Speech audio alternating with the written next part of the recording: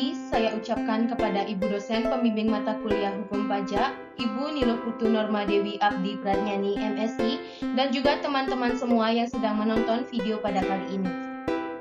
Saya selaku moderator dari kelompok 5 yang akan memandu jalannya presentasi pada kali ini, di mana kelompok saya akan membawakan materi tentang pajak pertambahan nilai atau PPN dan juga pajak penjualan atas barang mewah atau PPNBM.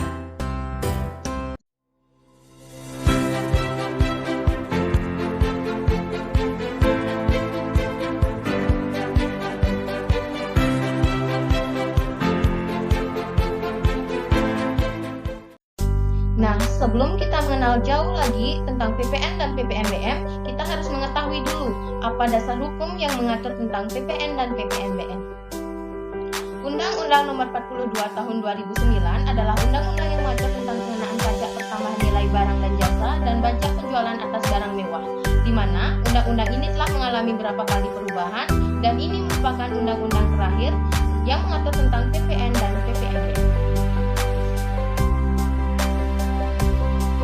Adapun istilah-istilah yang sering muncul di PPN. Yang pertama itu ada daerah pabean. Daerah pabean adalah wilayah Republik Indonesia yang meliputi wilayah darat, perairan, dan ruang udara di atasnya serta tempat-tempat tertentu di zona ekonomi eksklusif dan landasan kontinen yang di dalamnya berlaku undang-undang yang mengatur mengenai kepabeanan.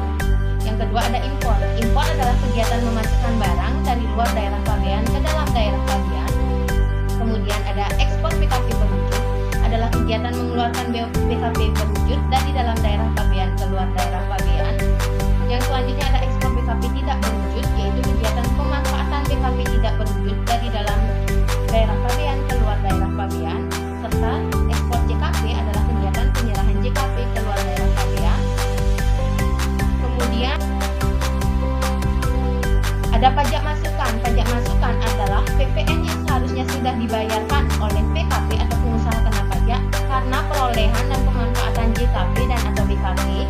Yang kedua ada pajak keluaran, yaitu PPN yang wajib dipungut oleh PKP yang melakukan penyerahan JKP dan BKP dan ekspor BKP. Serta ada menghasilkan adalah kegiatan mengolah melalui proses mengubah bentuk dan atau sifat suatu barang dari bentuk aslinya menjadi barang baru yang mempunyai daya guna baru, atau yang sering kita kenal dengan istilah mengolah sumber daya alam. Dan yang terakhir itu ada masa pajak. Masa pajak adalah jangka waktu yang lamanya sama dengan 1 bulan takwin. Di sini ada BKP atau barang kena pajak, di mana BKP ini menurut pasal 1 angka 2 dan 3 Undang-Undang Nomor 42 Tahun 2009, itu barang kena pajak atau BKP adalah barang berwujud yang menurut sifat atau hukumnya dapat berupa barang bergerak atau barang tidak bergerak dan barang tidak berwujud yang dikenai pajak berdasarkan undang-undang. Nah, adapun pengecualian dari BKP yang pertama yaitu barang hasil sumber daya alam yang bukan dari pihak ketiga seperti minyak mentah, gas bumi, panas bumi, batu bara, biji besi, biji emas dan lain sebagainya. Yang kedua ada barang kebutuhan pokok sehari-hari seperti garam, beras, jagung, gabah, kedelai dan lain sebagainya. Serta yang ketiga ada makanan minuman yang disajikan di hotel, restoran, rumah makan, warung dan sejenisnya. Dan yang terakhir itu ada uang, emas batangan, dan surat berharga. Nah, 4 materi di atas itu adalah pengecualian dari BKP. Nah, yang selanjutnya ada jasa kena pajak atau JKP. JKP ini diatur oleh Undang-Undang PPN tahun 1984, merupakan setiap kegiatan pelayanan yang berdasarkan suatu perikatan atau perbuatan hukum yang menyebabkan suatu barang, fasilitas, kemudahan, atau hak tersedia untuk dipakai termasuk jasa yang dilakukan untuk menghasilkan suatu barang, pesanan atau permintaan dengan bahan dan atas permintaan atau petunjuk dari pemesan. Adapun pengecualian dari JKP yaitu jasa pelayanan kesehatan medis, jasa pelayanan di bidang sosial, jasa keuangan, jasa pendidikan, jasa perhotelan, jasa di bidang keagamaan, jasa asuransi, dan jasa-jasa yang lain yang termasuk dalam pengecualian JKP atau jasa kena pajak. Baiklah, sekian materi yang dapat saya sampaikan. Untuk materi selanjutnya akan disajikan oleh penyaji materi kedua. Untuk penyaji materi kedua, waktu dan tempat saya persilahkan.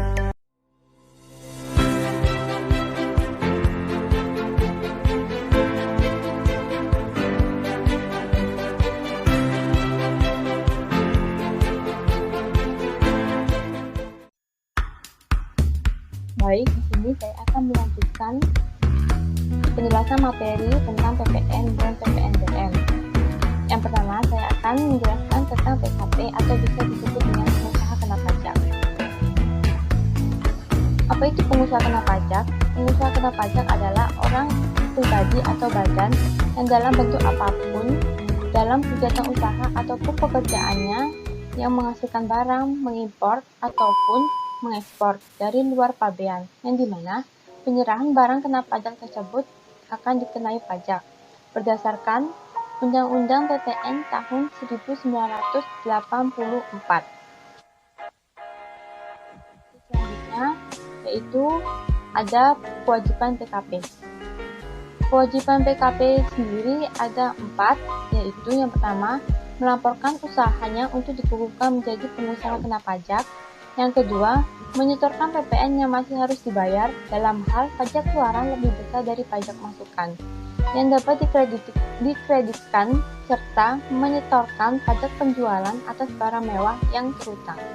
Yang ketiga yaitu memungut PPN dan PPNBM yang terutang. Dan yang keempat dan terakhir yaitu melaporkan perhitungan pajak. Baik, materi selanjutnya yaitu ada pengecualian kewajiban PKP dan pengertian dari pengusaha kecil. Sebelumnya, pengecualian kewajiban PKP ada 2 macam, yaitu pertama pengusaha kecil dan yang kedua yaitu pengusaha yang semata-mata menyerahkan barang atau jasa yang tidak dikenai PPN. Pengertian pengusaha kecil sendiri adalah pengusaha yang selama 1 tahun buku dalam melakukan pekerjaannya lakukan penyerahan barang kena pajak atau jasa kena pajak dengan jumlah peredaran bruto atau penerimaan bruto tidak lebih dari sebelum 1 Januari 2014 yaitu 600.000 dan setelah 1 Januari 2014 yaitu 4.800.000.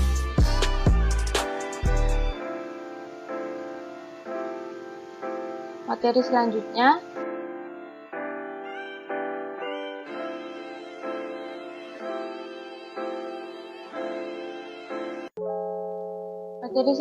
yaitu penyerahan BKP.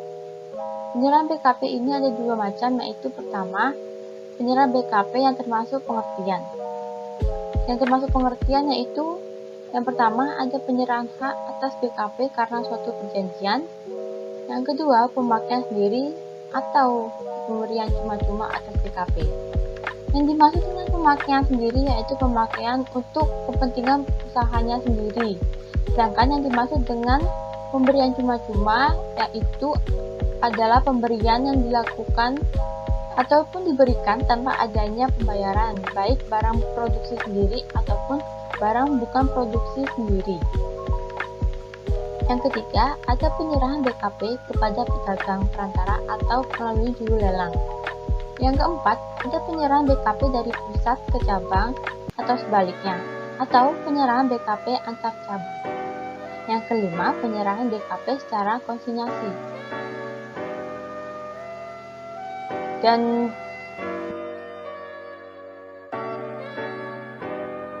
jenis yang kedua dalam penyerahan BKP yaitu pertama ada penyerahan BKP untuk jaminan utang piutang. Yang kedua, penyerahan BKP kepada maklar sebagaimana dimaksud dalam Kitab Undang-Undang Hukum Dagang. Dan yang ketiga dan terakhir yaitu BKP berupa aktiva yang menurut tujuan semula tidak untuk diperjualbelikan. Materi selanjutnya ada objek PPN. Objek PPN sendiri yang pertama ada penyerahan BKP di dalam daerah pabean yang dilakukan oleh pengusaha dengan syarat yang pertama barang berwujud yang diserahkan kepada BKP. Yang kedua, barang yang tidak berwujud yang diserahkan kepada BKP tidak terwujud. Yang ketiga, penyerahan dilakukan di dalam daerah pabean. Yang keempat, yaitu penyerahan dilakukan dalam rangka kegiatan usaha.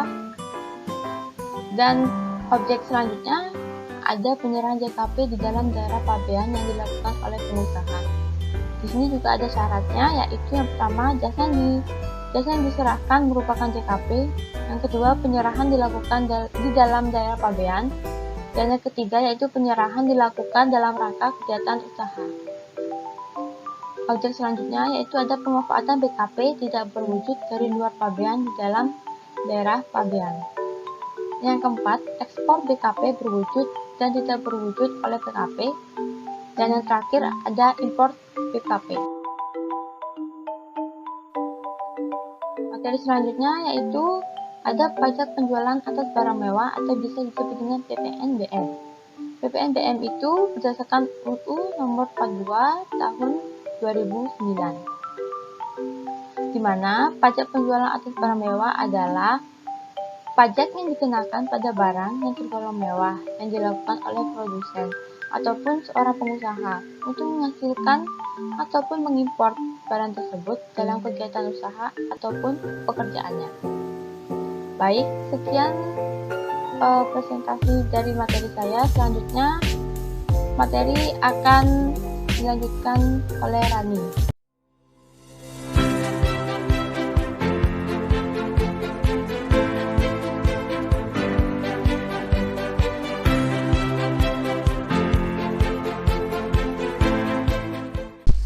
Baik, terima kasih atas waktu yang diberikan kepada saya. Di sini saya sebagai pembicara 3 akan menjelaskan beberapa materi. Materi yang pertama adalah dasar pengenaan pajak. Dasar pengenaan pajak adalah nilai uang berupa jumlah harga jual, penggantian, nilai impor, nilai ekspor, atau nilai lain yang dijadikan sebagai dasar untuk menghitung pajak yang terutang. Di sini saya akan menjelaskan mulai dari harga jual.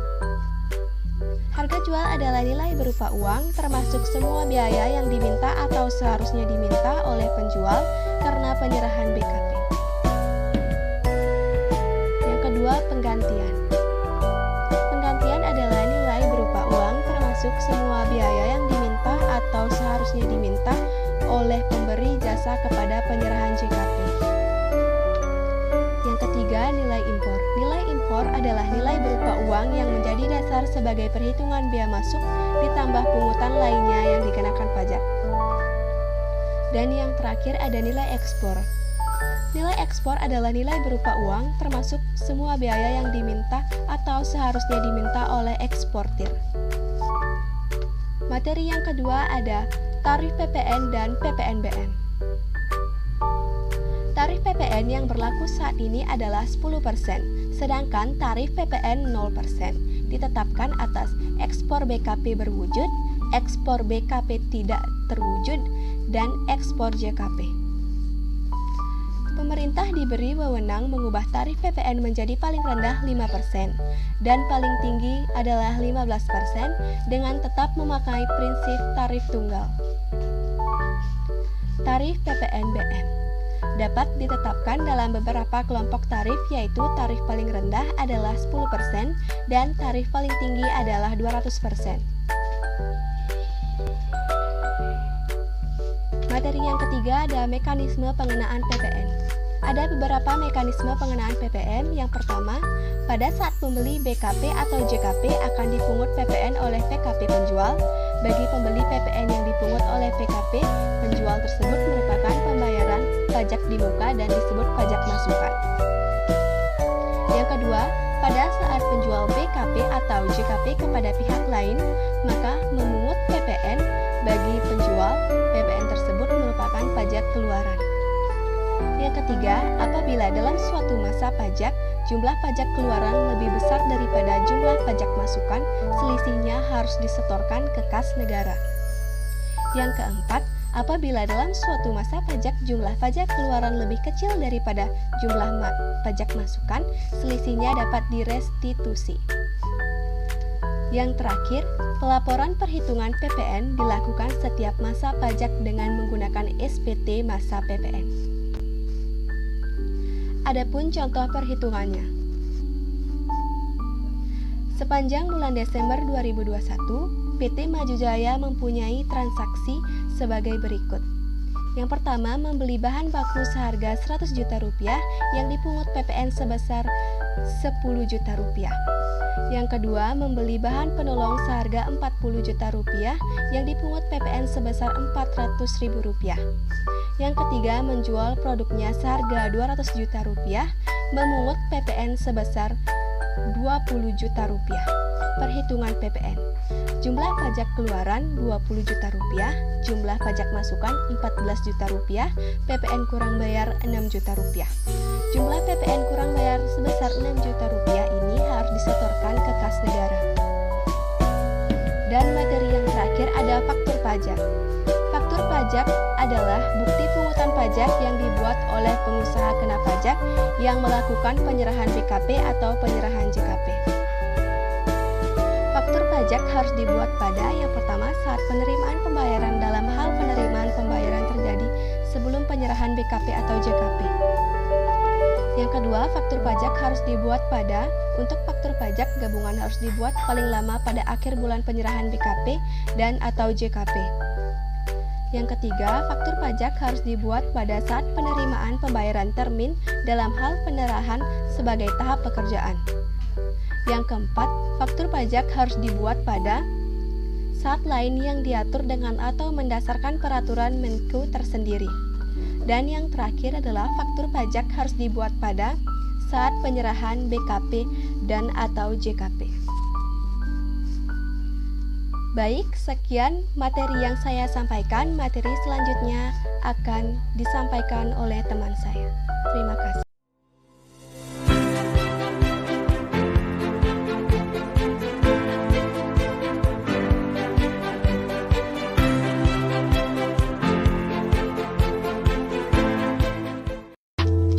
Baik, terima kasih atas waktu yang telah diberikan kepada saya.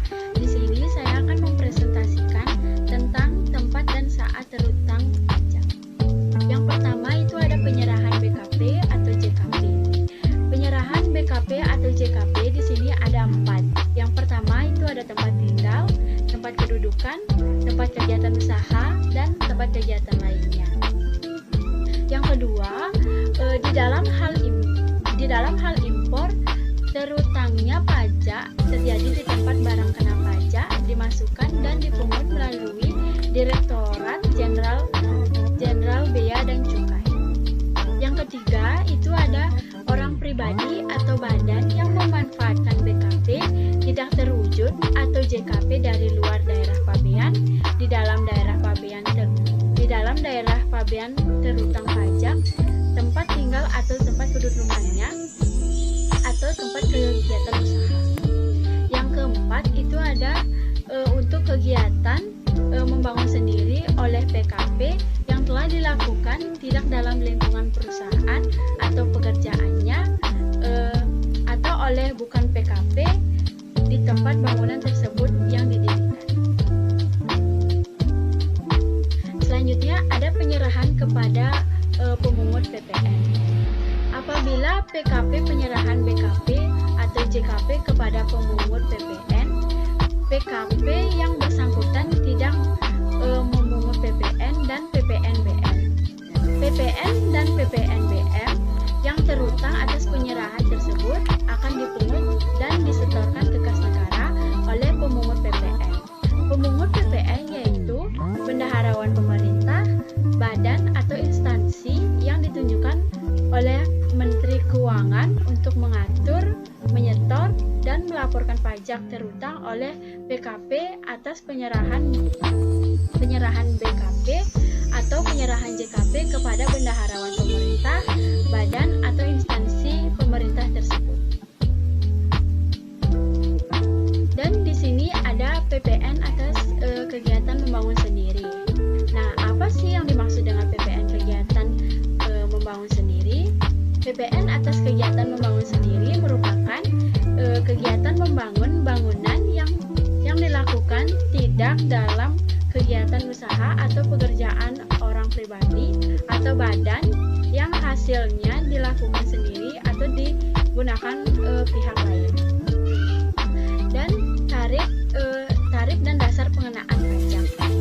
DPP atas kegiatan membangun sendiri dikenakan tarif sebesar 20% dari jumlah biaya yang dikeluarkan dan mendapatkan rumus PPN sama dengan 20% dikali jumlah biaya yang dikeluarkan dikali 10%. Perhitungan PPN dan PPNBM. Contoh soal PKP PT Margonda sebagai pabrikan penyerahan barang hasil produksinya dengan harga jual 100 juta. Barang tersebut merupakan BKP yang tergolong mewah dengan tarif PPNBM sebesar 50%. Perhitungan pajak yang harus dipungut adalah sebagai berikut. Di sini yang pertama itu ada perhitungan PPN. Dengan rumus PPN sama dengan DPP dikali tarif pajak. PPN sama dengan 100 juta dikali 10%, mendapatkan hasil PPN sama dengan 10 juta. Dan yang kedua itu ada perhitungan PPNBM. Dengan rumus PPNBM sama dengan DPP dikali tarif pajak. PPN sama dengan 100 juta dikali 50%. PPN sama dengan 50 juta. Sekian presentasi yang dapat saya sampaikan. Saya kembalikan ke moderator.